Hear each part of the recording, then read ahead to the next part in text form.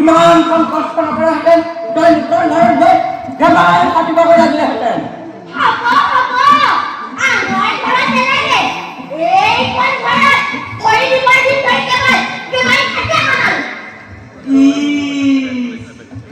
এনে একেবাৰে মহামন্ত্ৰীৰ যি একজনী ওলাইছে এই কেইকণে উদ্ধাৰ নকৰাহেঁতেন যাওঁহেঁতেন।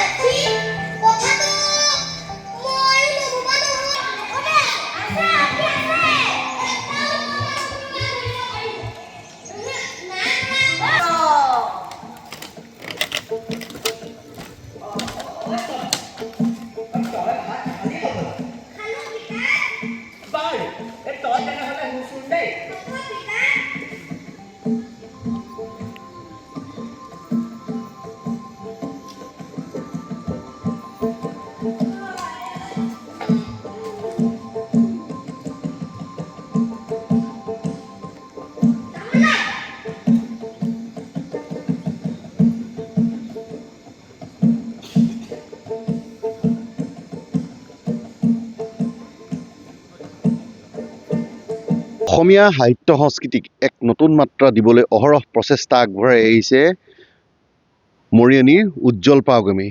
আৰু এইবাৰ উজ্জ্বল পাউগামে টিয়ক নৈৰ বলুকাত আচলতে সপ্তম বাৰ্ষিক ডকচিৰি অনুষ্ঠিত কৰিছে। আচলতে এই ডকচিৰি কিনো আৰু কেনেদৰে ই অসমীয়া সাহিত্য সংস্কৃতিক আগুৱাই দিব তাৰ বিষয়ে আমি কিছু থুলমূল আভাস ল'ম। আচলতে আমি বিগত বৰ্ষ আহিছোঁ ডকচিৰি এক অন্যান্য ৰূপত টিয়ক নৈৰ বলুকাত আপুনি এনেদৰে এক অনুষ্ঠান অন্যান্য এক অনুষ্ঠান আৰম্ভ কৰে, কওকচোন অকল বহলাই।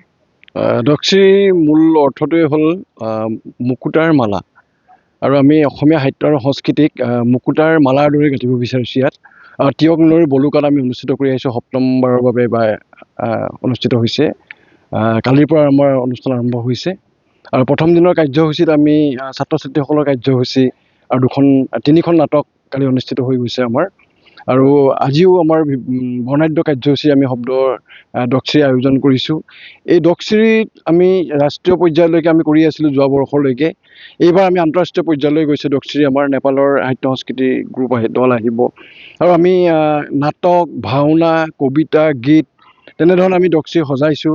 আৰু আমি জনগোষ্ঠীয় লোকনৃত্যসমূহ, জনগোষ্ঠীয় সাহিত্য সংস্কৃতিৰ গোটেই উপাদানসমূহ আমি আগবঢ়াবলৈ চেষ্টা কৰিছোঁ। আৰু নৈখনক সাক্ষী কৰি, টিয়ক নৈ সাক্ষী কৰি নৈখনৰ বলুকাত, আৰু এইটো এটা ব্যতিক্ৰম বুলিয়ে ভাবিছোঁ, তেনেকৈ অন্য ঠাইত হৈছেনে নে মই নাজানো, কিন্তু আমি কৰিবলৈ চেষ্টা কৰিছোঁ। টিয়ক নৈৰ এটা পাৰে মঞ্চ আৰু আনটো পাৰে দৰ্শক উপবিষ্ট হৈ থাকে, তাৰ মাজতে অনুষ্ঠানসমূহ অনুষ্ঠিত হয়। আৰু এই অঞ্চলৰ যিসমূহ লোক আছে বা কৃষ্টি সংস্কৃতিৰ লগত জড়িত লোক বা সাহিত্য সংস্কৃতিৰ লগত জড়িত লোকসকলক আমি অন্য ঠাইৰ পৰা অহা লোকসকলক আমাৰ তেওঁলোকৰ অনুষ্ঠান পৰিৱেশন কৰাওঁ। আৰু বাহিৰৰ যিসকল কৰ্মী আছে, সাহিত্যকৰ্মী, সংস্কৃতিক, তেওঁলোকক আনি আমাৰ স্থানীয় লোকসকলক তেওঁলোকৰ অনুষ্ঠান পৰিৱেশন কৰা দেখুৱাওঁ। গতিকে আমি ভাবিছোঁ যে সমন্বয় সাধনৰ বাবে আমি চেষ্টা কৰিছোঁ। আৰু আমি গ্ৰাম্য পৰ্যটনটো আগবঢ়াই লৈ যাবৰ কাৰণে আমি চেষ্টা কৰি আছোঁ। ইতিমধ্যে আমি গ্ৰাম্য পৰ্যটনৰ আমি কাম কৰিছোঁ, কৃষি পৰ্যটনৰ আমি কাম কৰিছোঁ। কৃষি ক্ষেত্ৰৰ এখন শব্দ কৃষি পাম, আৰু কৃষি কৰ্মৰ লগত জড়িত হৈ থাকিও আমি সংস্কৃতিটো কেনেকৈ আগবঢ়াই লৈ যাম, আমাৰ ভাষাটোৰ কাৰণে আমি কি কৰিম বা আমি সাহিত্যৰ কাৰণে কি কৰিম, তেনেধৰণে কাম কৰিছোঁ। আৰু পৰ্যটনৰ যোগেদি আমি অৰ্থনৈতিক দিশটো সবল কৰি তুলিব পাৰোঁ নেকি, তাকো আমি চেষ্টা কৰি আছোঁ শব্দ কৃষি পামৰ যোগেদি। মই পুনৰ এক দৃশ্য দেখাবলৈ অনুৰোধ কৰিম। এয়া আমি টিয়ক নৈ এটা পাৰে আছোঁ, আৰু মোৰ সতীৰ্থক দেখুৱাবলৈ অনুৰোধ কৰিছোঁ। টিয়ক নৈৰ ইটো পাৰে আচলতে দৰ্শক যিসকল বিভিন্ন স্থানৰ পৰা বা ৰাজ্যৰ বিভিন্ন প্ৰান্তৰ পৰাই নহয়, দেশৰ বিভিন্ন আন্তঃৰাষ্ট্ৰীয় প্ৰান্তৰ পৰা যিসকল দৰ্শক আহি তেওঁলোকে তাতে তাৰ পৰাই এই মঞ্চত যি মঞ্চ আছে, আচলতে মঞ্চত তেওঁলোকে যিসমূহ নাটক উপভোগ কৰিব পাৰিব বা অন্যান্য সাহিত্য সংস্কৃতিৰ ওপৰত যি চৰ্চা হ'ব তেওঁলোকে উপভোগ কৰিব পাৰিব। ইয়াতে এটা কথা আমি উল্লেখ কৰিব লাগিব যে গাঁৱে ভূঞে থকা সুপ্ত প্ৰতিভাখিনি আচলতে আপুনি উলিয়াই আনিবলৈ এখন মঞ্চ তৈয়াৰ কৰি দিছে। কেনেধৰণৰ সঁহাৰি লাভ কৰিছে আপুনি? নাই, খুব স্বতঃস্ফূৰ্ত ইয়াৰ সঁহাৰি। আৰু আমি এনেকুৱা হয় যে ডক্সিৰি গোটেই ৰাইজে মিলি কামবোৰ কৰেহি, আৰু ৰাইজে এনেকৈ আশা কৰি থাকে ডক্সিৰি কেতিয়া হ'ব। আৰু ডক্সিৰি যেন এটা যেনেকৈ আমাৰ এই অঞ্চলৰ মানুহৰ কাৰণে আমাৰ যেনেকৈ 3টা বিহু, এই ডক্সিৰি এটা উৎসৱলৈ পৰিণত হৈছে, নিজস্ব এটা উৎসৱ, যে ডক্সিৰি নহ'লে যেন কিবা এটা হোৱা নাই তেনেকৈ এটা ভাৱ হয়। আৰু ইয়াৰ যোগেদি আমি স্থানীয় ছাত্ৰ ছাত্ৰীসকলক, শিশুসকলক কেনেধৰণে আমি আগবঢ়াই লৈ যাব পাৰি চেষ্টা কৰি তেওঁলোকৰ গীত মাতেই হওক বা তেওঁলোকৰ সাহিত্যৰ যিখিনি আবৃত্তিয়েই হওক বা বক্তৃতাই হওক, এনেধৰণৰ অনুষ্ঠানো আমি আয়োজন কৰিছোঁ। নাটক কৰাইছোঁ আমি, অকল জ্যেষ্ঠসকলৰ কাৰণে নাটক নহয়, শিশুসকলেও নাটক কৰিছে আমাৰ ইয়াত। গতিকে সকলোখিনি আমি নতুন প্ৰতিভাখিনি কেনেকৈ আগবঢ়াই লৈ যাব পাৰোঁ।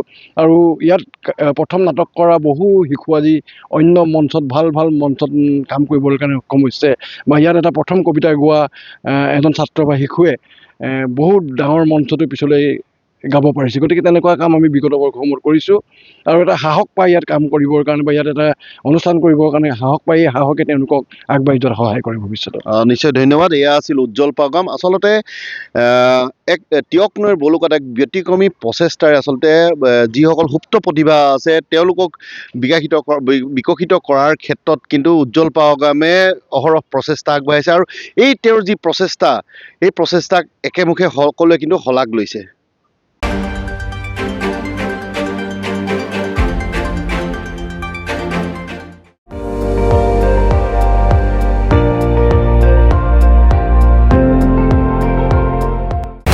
আপুনি চাই আছে ND24, সৰ্বশ্ৰেষ্ঠ নহয় সৰ্বোত্তমৰ দৌৰ।